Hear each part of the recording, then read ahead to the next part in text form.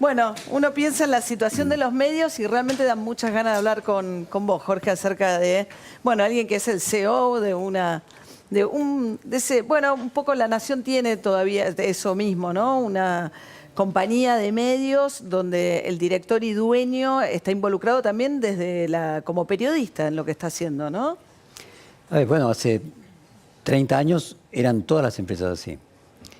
A mí me tocó ser de la generación que vio que las empresas de medios las conducía un periodista, luego pasó a ser un contador o un máster en Business Administration, luego pasó a ser un ingeniero porque venía la época de la tecnología y últimamente es un abogado porque el producto es vender la empresa. Ajá. ¿Te parece qué mirada tenés de la crisis de los medios? Digamos, se vino dando, bueno, todos estos tiempos, hubo 2.000 empleos perdidos de lo que va el gobierno de Mauricio Macri, ahora está todo el grupo Indalo en plena crisis, Página 12 en una situación complicada, el cierre de la agencia DIN, el quiebre de Rivadavia. Es como una sucesión de hechos muy dramáticos, ¿no? Bueno, déjame engancharlo desde los Martín Fierro que vos pasabas allí en el comienzo del programa. A mí me parece que hay un error de diagnóstico. O sea, cuando se cree que el problema que se está produciendo con medios como los de Cristóbal López, los medios que eran de Spolsky o Radio Rivadavia, que es el resultado del fin del kirchnerismo que sostuvo medios que eran inviables de manera artificial, se simplifica la realidad. Es una de los componentes. Los medios que compró empresarios afines al kirchnerismo, y hay una frase, creo que es de Daniel Haddad, yo les vendí una Ferrari y hoy me quieren devolver un Torino. No, hubiera sido un Torino igual, porque en estos últimos 5 años, en Estados Unidos, toda la suma de los medios online y offline tenían 55.000 periodistas trabajando y quedan 24.000. Y en Estados Unidos no está ni Spolsky, ni Cristóbal López, ni estuvo Cristina Kirchner. Obviamente Spolsky, Cristóbal López y Cristina Kirchner empeoran la situación, pero la cuestión de fondo central, el diagnóstico central de fondo es que, mira, ayer en la entrega de los premios Conex, lo que parecía claro, se entregan cada 10 años, que cuando vos te ibas a la entrega anterior, en el año 2007, en 2007 no había teléfonos inteligentes, no había pantallas táctiles, Facebook era apenas una red que comunicaba alumnos universitarios en inglés. Son 10 años nada más, no es tanto, digamos, es una velocidad del cambio. Yo no soy pesimista respecto del periodismo y soy muy optimista respecto del periodismo y del futuro de las empresas de medios. Pero me parece que hay que comenzar haciendo el diagnóstico correcto, y el diagnóstico correcto que estamos en una época de transformación de los medios. Este canal de este diario es el mejor ejemplo. Yo tengo la tesis de que no va a quedar una sola empresa, un solo medio. Todas van a ser multimedia y multiplataformas. O sea, vos decís que el diagnóstico es más de un momento de transformación de los medios, por supuesto con una cierta incidencia puntual en cambio de gobierno y cómo pudo haber repercutido, pero que el diagnóstico de fondo es otro. Sí, yo creo que los medios vivimos en cambios continuos. Yo no, desde que yo comencé hubo siempre cambios. Ahora, ¿sabes qué me hace pensar en una cosa que lo voy a ligar con algo que vos llevas sábado y domingo, escribiste en la contratapa de Perfil? Tema interesante acerca de qué pasa con cómo se para el gobierno frente al gobierno de Mauricio Macri, cómo se para el periodismo, ¿no? Determinados periodistas. Y quizás esa lectura también ligada exclusivamente a los propietarios que se fueron o que fueron beneficiados durante el gobierno, tiene que ver con una cierta mirada a un periodismo que tiende a mirar permanentemente cuestiones vinculadas al pasado y al kirchnerismo, ¿no? Para interpretar el presente. Nuevamente, de la misma forma que te decía que me parecía importante salir de la Argentina, Beatriz decía salir del Río de la Plata, tener una mirada más cosmopolita. Y poníamos el ejemplo que en Estados Unidos no estuvo ni Cristóbal López ni Spolsky y los periodistas se redujeron a la mitad, incluyendo todos los de online, ¿eh? No es que se cambiaron las plataformas y entonces antes era en papel y ahora es online. No, contando todo. Sumando los de online, exactamente. Me parece que también vale para la relación con el Estado, o sea, comprender la relación entre los medios y el Estado en todas partes del mundo. Yo vengo insistiendo en que el gran problema es Google y Facebook y que no puedo entender cómo en Estados Unidos hace 30 años el Congreso obligó a que se dividieran las compañías de teléfono en 7 y no obliga a que se divida Google en 7 o en 5 o en 8, siendo Google mucho más dominante de lo que era AT&T hace 30 años. Y no produce nada de contenido, ni tiene periodistas. Tienen entre Google y Facebook el 80% de la publicidad del mundo, y esto sucedió en los últimos 5 años. O sea, ese problema de los medios de Spolsky o de Cristóbal López lo hubiera tenido también Daniel Haddad. Exactamente el mismo problema, porque la publicidad hoy en los medios, en todos los medios, la televisión, la radio, los medios gráficos, se ha reducido de manera significativa porque Google y Facebook se llevan el 80% de la publicidad mundial y no pagan un solo periodista ni contratan un solo periodista. Ahora, Jorge, vos que te tocó padecer en su momento que usaran la publicidad oficial o quitarle a todo el grupo de Perfil como castigo por contenido editorial y que después ganaron el fallo en la corte, etcétera. Hace poco firmaste una solicitada que tenía que ver con repudiar si la posibilidad de que, como represalia a algo que había publicado Berbisky sobre el blanqueo de capitales y quienes habían sido algunas de las figuras muy cercanas al presidente que habían blanqueado, vos firmaste esa solicitada. Y a partir de eso, La Nata escribió un editorial donde hablaba de idiotas útiles entre los que habían firmado la solicitada y vos contestaste un poco cuál era tu mirada, por qué habías firmado la solicitada y con relación a la respuesta. No, yo creo que la grieta es el gran problema de la Argentina, mucho más importante que el tema económico. Es más, creo que si Macri tuviera éxito, y comparto las mismas dudas que tiene Beatriz, pero si Macri tuviera éxito, y la lógica de la democracia es que hubiera alternancia democrática, si se mantiene una grieta como la actual, el que viniera a suceder lo cambiaría nuevamente las medidas, y el gran problema de la Argentina, que viene de hace muchas décadas, es el péndulo. En los países desarrollados, obviamente hay péndulos, o sea, siempre el cambio, la gente se aburre aún de los gobiernos que tienen éxito por otro gobierno que implique un cambio en el péndulo, pero el grado del péndulo no es lo mismo que te vayas de un extremo al otro, que el grado sea de 35 grados. Entonces vos tenés un acomodamiento donde en cada ciclo no se destruye todo lo anterior. También parece que desde el punto de vista económico la grieta es un tema central, no solamente desde el punto de vista social. Pero me parece que alentar, promover, regodearse con la grieta es antropofágico. Como algunas personas que actúan en el periodismo y en la política incentivándola. Macri evidentemente la aprovecha, Durán Barba hace de ella un culto, pero también hay que reconocer que no la crearon.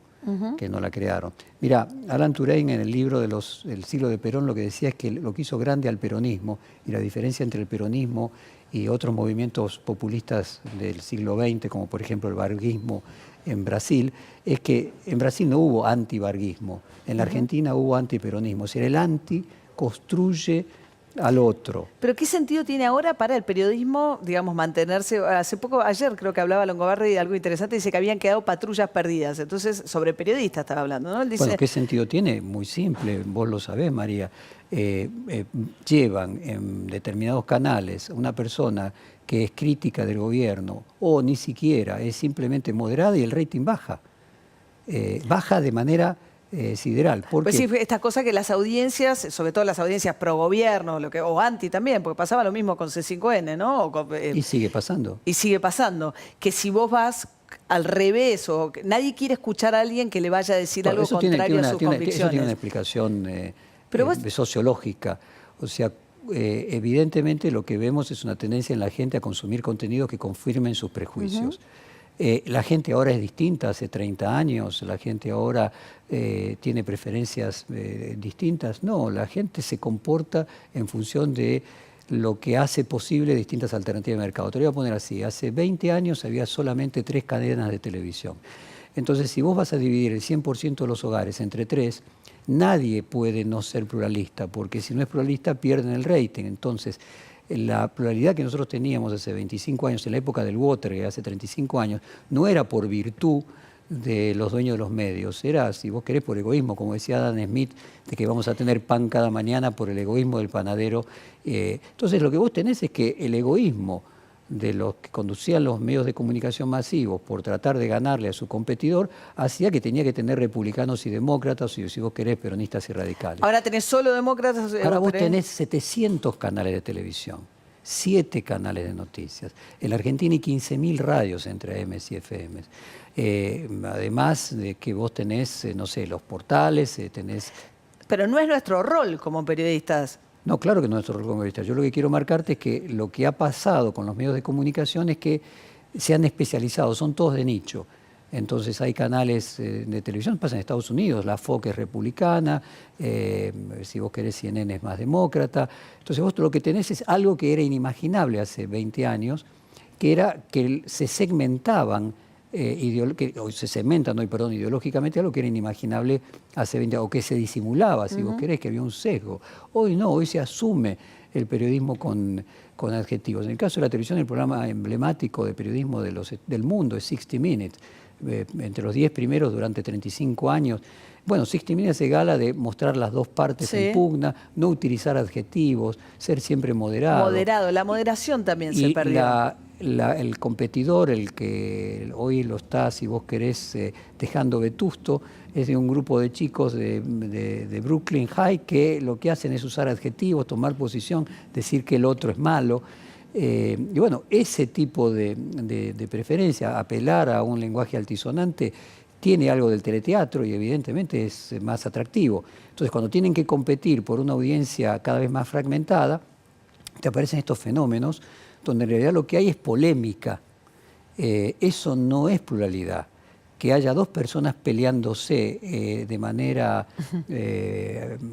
visceral y polar y sin escuchar al otro, eso en realidad es exactamente igual que hacer un canal de televisión con un sesgo en un sentido y con el sesgo opuesto. Es decir, es la misma grieta elaborada de otra manera, con otro digesto, pero en el fondo es lo mismo. Pero no, claro, bueno, pero y ahí nosotros como, digamos, desde el periodismo es todo lo contrario que eso que bueno, nosotros ocurre. desde el periodismo hay que poner que los periodistas trabajan en medios que no ellos deciden el nosotros. No, digo, desde el ejercicio profesional, digo, del oficio. Digo, porque me parece que el error de lo que se planteaba, esos periodistas que fueron a trabajar a esos medios no sabían.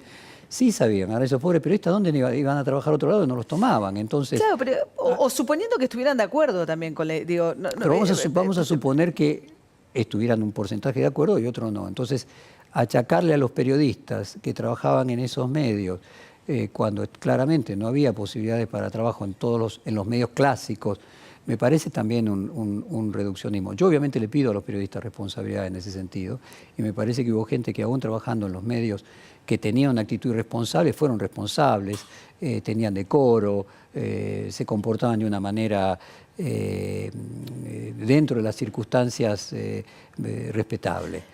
Pero ahora lo que está pasando, digamos, dentro de este fenómeno que estás caracterizando con toda esta complejidad, ¿no? De que tenés, bueno, medios muy afines, muy en contra. Se está cayendo, se da la casualidad, no la casualidad, pero se da la coyuntura de que la mayoría de los medios ligados o con una línea editorial más pro-kirchnerista o antimacrista son los que están cayendo. ¿Te parece que queda frente a eso, salvo, digo, Perfil, La Nación, pocas voces de un periodismo más crítico? Bueno, ahí lo que tendrías que analizar es el tema de la espiral de silencio. O sea, cuando